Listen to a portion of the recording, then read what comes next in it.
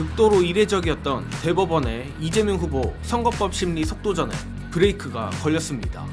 원래 같으면 한 달에 한 번이나 있을 전원합의체 심리를 두 번이나 연달아 하는 무리수를 두더니 결국 다음 전합기일을 잡지 않았다고 합니다. 24일 어제 대법원이 이재명 후보의 선거법 사건에 대한 두 번째 전원합의체 심리를 진행했습니다. 다만 흥미롭게도 세 번째 전원합의 기일은 아직 정해지지 않았으며 대법원은 기일이 지정되면 공지하겠다고 밝혔다 합니다.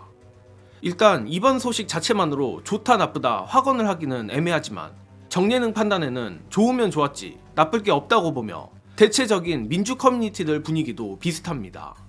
이는 역시 조희대 대법원장 주도의 이례적 속도전에 브레이크가 걸렸기 때문인데 서두에 말한 대로 통상 한 달에 한 번 정도 하는 전원합의체 심리를 이례적으로 22일, 24일 연달아 하며 속도를 내는 듯 하더니 본격적인 쟁점 심리 단계에선 대법원이 머뭇거리는 모습입니다. 특히 일부 보도들에서 추측하듯 22일 전합 심리에서는 향후 심리 방향이나 일정 등에 대해 공유하고 24일 심리에서 본격적인 심리와 사건 쟁점 검토를 했을 확률이 높습니다. 그런데 조희대 입장에서 이번 선거법 사건에 대해 어떻게든 속도전에 대한 의지가 있다면 정말로 중요한 본격 심리 단계에서 강제로라도 기일을 지정하여 속도를 내는 것이 합리적이지 막상 본격 심리 단계에 들어서자마자 주춤하는 것은 다소 이해하기 어려운 부분입니다.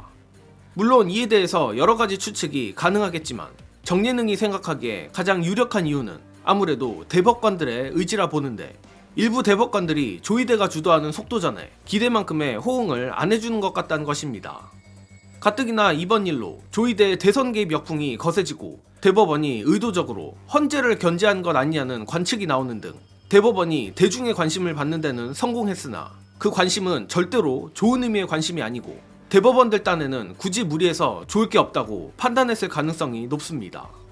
게다가 대법원 특성상 대법원장이 독단적으로 일을 주도하기도 어렵기 때문에 일부 대법관들이 조희대에게 협조하지 않는다면 이런 식으로 기일 지정을 못한 채 일단 숙고하는 형태로 갈 수밖에 없습니다.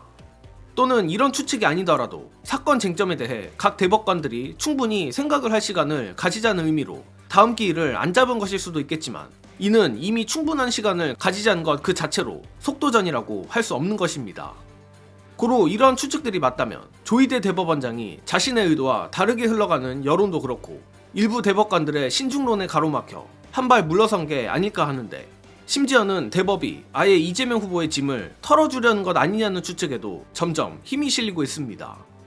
이는 공교롭게도 복수 인사들의 의견으로도 관측되는데 가장 대표적으로 법조계 펠레 서정욱 변호사도 그간 현실성 없는 파기 재판을 주장하다 뜬금없이 조희대의 속도전은 사실 아무 의미도 없고 무죄인지 유죄인지 알 수 없다는 식으로 묘하게 스탠스를 바꿨고 민주당 박지원 의원은 대놓고 정통한 소식 통발로 무죄 확정이 될 거라고까지 말했습니다. 또한 대법원 쪽 분위기도 대법원의 속도전이 이재명 후보를 낙마시키기 위한 목적과는 거리가 있다고 하는 분위기라는데 관련해 중요한 영상 보시고 이어가겠습니다. 조희대 대법원장이 이재명 후보를 날리려고 한다라는 이야기가 퍼지고 있어요.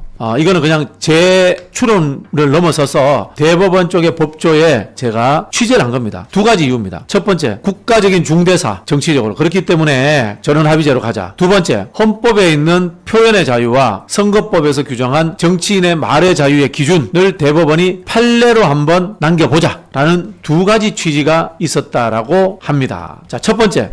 이재명 대표가 아웃되지 않는 이유. 첫 번째는 무죄입니다. 무조건. 그럼에도 불구하고 6월 3일 전에 결심이 나올 가능성이 미약하다는 겁니다. 두 번째, 대법원 판결이 나오더라도 최악의 경우가 파기환송이잖아요. 파기환송이 되면 고법으로 다시 내려갑니다. 그럴 일은 없다. 자, 그런데 또 하나 이슈는 남아있습니다. 만약에 이재명 후보가 대통령이 당선이 되었는데 대법원이 결론을 내리느냐 마느냐 하는 문제입니다. 이건 헌재에서 결론을 내려줘야 된다는 겁니다. 저는 3심 결론 내렸으면 좋겠어요. 무죄가 확실하기 때문입니다. 이걸 그냥 묵혀놓고 5년 동안 대통령 임기하면 찝찝하잖아요. 걱정하지 마십시오. 절대 걱정하지 마십시오.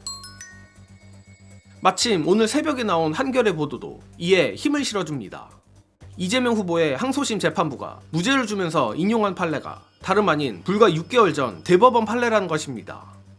게다가 그것도 이번 사건의 주심인 박영재 대법관이 속한 소부에서 나온 판례인데 간단하게 말해 이재명 후보 무죄의 가장 핵심 논거였던 세부에 있어서 진실과 약간 차이가 나거나 다소 과장된 표현이 있다 하더라도 이를 허위의 사실이라고 볼 수 없다가 바로 이 판례에서 나온 것이라고 합니다. 즉 조이대의 본심이 뭔지는 모르겠지만 대법원이 이재명 후보에게 유죄를 주려고 하더라도 불과 6개월 전 자신들의 판례를 뒤집는 자폭에 가까운 기행을 벌여야 하며 특히 앞선 판결에 참여한 김상환, 권영준, 오경미, 박영재 대법관들을 바보로 만드는 짓을 감행해야 합니다. 자, 물론 지난 12.3 내란부터 윤석열 탈옥까지 믿을 수 없는 일들이 워낙에 많이 일어났기에 끝까지 긴장을 놓아서는 안 되겠지만 정말 냉정히 봐도 현재 불리한 건 내란 세력이지 공화국 수호 세력인 우리 민주시민들과 이재명 후보가 아닙니다. 또한 지기현 같은 경우 혼자서 정권을 휘두를 수 있는 구조 내에 있으니 그런 기행을 한 것이지 아무리 조이더라도 나머지 11명의 대법관들을 제끼는 것은 불가능에 가깝습니다. 그래서 우리가 정말로 집중해야 할 것은 이재명 후보의 압도적 승리이며 대법원의 난동을 저지하기 위해서라도 더욱더 압도적 여론을 형성하는 것이 중요합니다. 정예능도 이재명 대통령 확정 문구를 보는 그 순간까지 최선을 다하겠다는 말씀드리며 이번 소식은 여기서 마치겠습니다. 시청해주신 여러분 감사합니다.